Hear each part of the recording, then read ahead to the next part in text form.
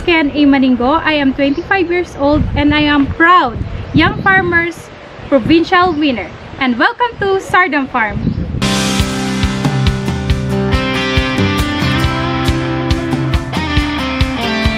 Ito ng bagong pananaw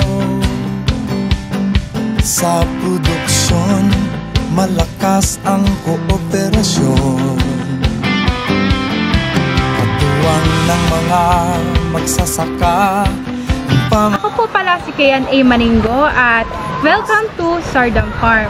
Ang Sardam ay nakuha ko actually siya sa Ilocano word which means dusk or takip silim. Actually, isa po akong estudyante na nag-aaral pa lang na nalaman ko itong Agribiz Challenge and then sumali po ako dito sa Agribiz Challenge na parang yung grab opportunity lang po ako, nag-fill up ng mga forms and then yun na nga po, nakuha po ako ng provincial winner and then nag-start po ako ditong poultry farm and then nag-start po ako ng 125 heads na mga manok pero nagkaroon po ng mga problema gaya ng nung sisiw pa lang sila, namatayan po ako ng mga dahil sa mga unknown diseases pero tuloy pa rin po yung pag-produce ko ng mga manok hanggang ngayon.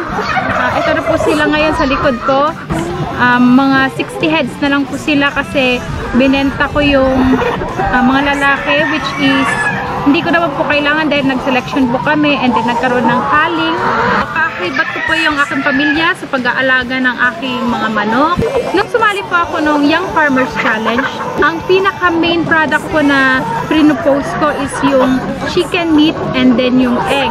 Actually, ang pangunahing layunin talaga nitong negosyo ko is mas tentuhan yung pangangailangan ng poultry products sa isla ng Siquijor.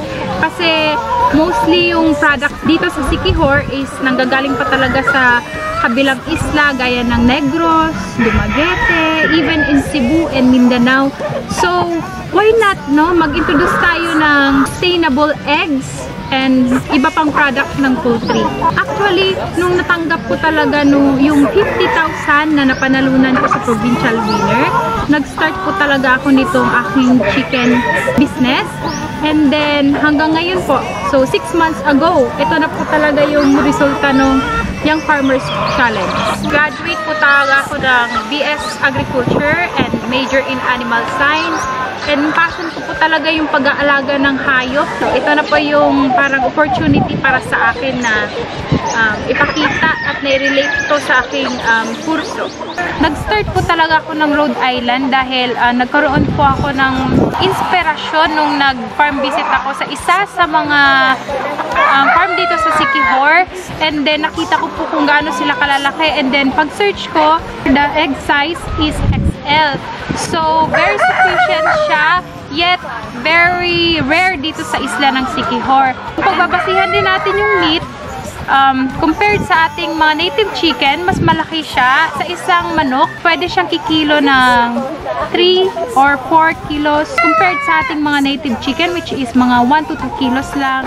And then, ang available natin ngayon dito sa farm is only 5 eggs per day since bago pa lang, 6 months pa lang yung mga manok ko. And then, or pwede rin kayong available dito is yung ating mga live chicken which is binibenta natin 1,800 per head sa ating mga males, alpha males. And then, kung meat naman, 350 pesos per kilos. Actually, yung first na fund ko dito is itong Young Farmers Challenge which is 50,000. And then, nagkaroon din po ako ng assistance from our ATI sa kanilang pitching contest program. Nanalo po ako sa ating advanced level. And then, nakatanggap po ako ng assistance na 350,000 which is ginamit ko po sa pag-expand ng aking poultry. Nagkaroon po ako ng bagong pen and then mga expansion sa aking mga azola. And then, yung iba po mga kailangan ko dito sa farm, lalo na po ngayong aftermath ng Odette. So, yun po yung ginamit ko para pag-sustain hanggang ngayon dito sa aking farm. Ang pangunahing mga problema po talaga ito is number 1 is yung papaano ko po masustain yung kanilang feeds, no? So, ang ginawa ko po is nagtanim po ako ng yung asola natin. Nagkaroon po tayo ng mga fans. So, actually, ang diet po natin ng ating manok at saka ating mga turkey is 50% vegetable diet and then 50% commercial feeds. Pinapakain ko po sila ng azola and then ipil-ipil and then mga nyog, since yun po yung available na resources natin dito sa farm. So, sa ngayon po, yung ginawa ko is nagbebenta po ako ng mga live chicken pa lang at saka live turkey, since yun po yung madalian na market natin, and then niro-roll ko po siya para pang-sustain na ating mga feeds. And then maybe in the future, so ang product is, nagpaplano po ako na ang product po natin is yung turkey, kasi yun yung parang dito sa tourism dito sa isla ng Siquijor na in demand ngayon, which is kaunti lang nag-aalaga ng turkey at saka dito sa semi-organic, which is pinaka-marketable dito sa isla ng Siquijor. And then, nagbabalak po ako na magkaroon ng unique or original recipe ng ating turkey meat and then chicken meat.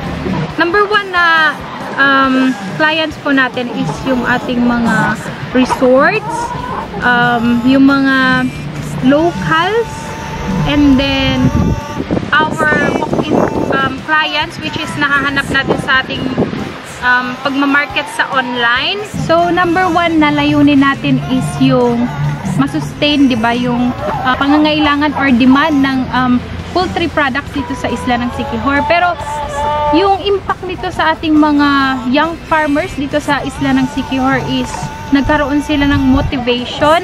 Nung nakikita nila ako na nag-umpisa pa lamang at saka ngayon na kung anong meron dito sa farm namin, nagkaroon sila ng motivation to start their own product. So, ang masasabi ko lang po sa gustong mag-start ng pag-agrikultura or sa ating pagpa-farming, you must have passion, motivation, and then kung meron kayong kaalaman o kung wala man, umattend kayo sa mga seminars na pinapatupad ng ating mga DA, ATI, or sa mga ating mga government agencies sa pag-agrikultura, o kaya mag-search kayo through YouTube or sa mga experience ng mga farmers na pwede kayo magtanong-tanong doon kung paano mag-start ng pagnenegosyo. Dapat may goals ka talaga na in the end of the month, dapat meron kang ma-achieve na ganito, and in the end of after how many months, dapat nandito ka na sa estadong ito.